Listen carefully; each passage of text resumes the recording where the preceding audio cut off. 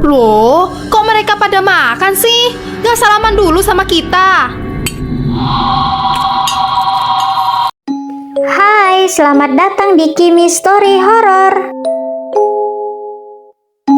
Apa kabar kalian? Semoga baik-baik aja ya. Oh iya, sebelum kalian menonton, jangan lupa klik tombol subscribe, like, comment, and share ya, agar kalian tidak ketinggalan cerita horor lainnya di channel ini. Selamat menonton!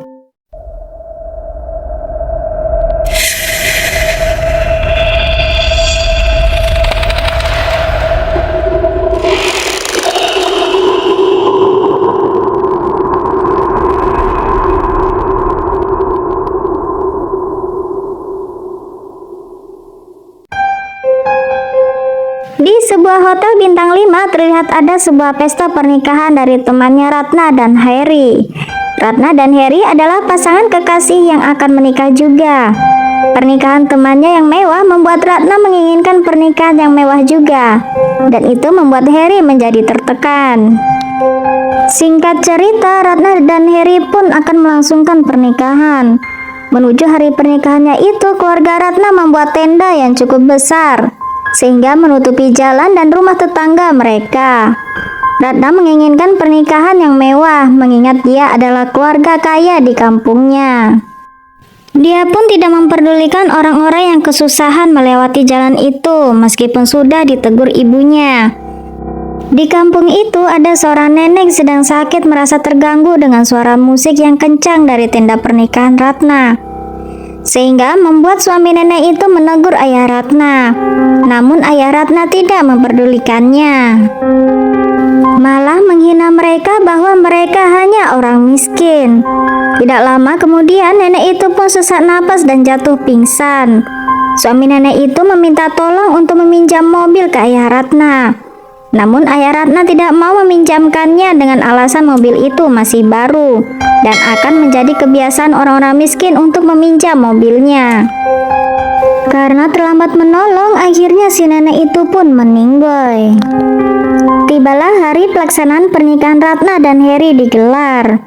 Pagi itu Ratna dan ayahnya tampak cemas dikarenakan Pak Penghulu yang belum datang.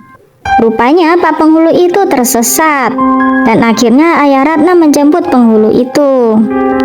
Saat ayah Ratna hendak mendatangi mobil penghulu itu, tiba-tiba saja ayah Ratna ditabrak mobil dan membuat kakinya patah. Di saat dia kesakitan, tidak ada satupun orang yang menolong. Rupanya orang-orang yang ada di sekitar itu adalah makhluk halus yang membalaskan dendam orang-orang yang tidak ditolongnya. Untung saja Pak Penghulu itu melihat ayah Ratna dan segera mengantarnya ke rumah. Akhirnya dimulailah acara ijab kabul dan resepsi. Terlihat para tamu yang ramai berdatangan, tapi anehnya tamu itu tidak bersalaman sama pengantinnya, melainkan hanya menghabiskan makanan yang sudah tersedia. Ternyata yang datang itu bukanlah tamu undangan, melainkan makhluk halus yang ingin menghabiskan makanan di acara itu. Dan dia saat tamu undangan mulai datang dan ingin makan, ternyata makanan itu sudah habis. Ini membuat para tamu kecewa dan akhirnya memilih pulang. Sadar tamu undangannya pulang, Ratna pun mengejar tamu itu. Saat itu juga Ratna melihat ada beberapa orang yang mengangkat tandu jenazah di depannya. Ternyata jenazah itu adalah tetangganya yang baru saja meninggoy, yaitu seorang nenek yang merasa terganggu dengan acaranya Ratna. Ratna pun lari ketakutan, namun keranda nenek itu masih mengejar Ratna sampai di pinggir sungai, dan Ratna pun pingsan.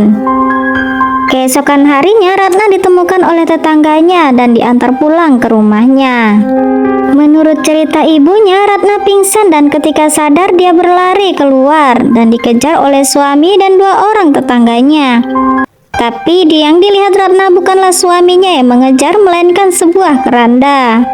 Akhirnya Ratna dan ayahnya pun bertobat. Sebagai bentuk rasa bersalahnya, Ratna dan ayahnya pun membagikan sembako dan meminta maaf ke tetangganya. Dan cerita pun berakhir. Pelajaran yang dapat dipetik dari cerita ini adalah saling tolong-menolonglah dalam hidup bertetangga. Jangan mementingkan ego kita demi kesenangan diri sendiri, tapi menyusahkan orang lain. Terima kasih sudah menonton dan sampai jumpa.